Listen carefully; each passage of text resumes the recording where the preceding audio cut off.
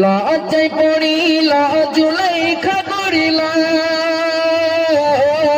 শহরের যত মেয়েদের দাঁত, আর ইউসুফকে যেই না হাজির করিল, রূপ দেখিয়া কাটিল হাত, রূপ দেখিয়া কাটিল হাত।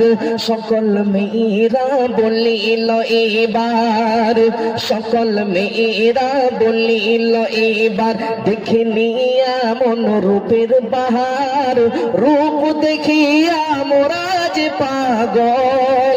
জুলাইখা কেমনে হবে না আর, জুলাইখা কেমনে হবে না আর।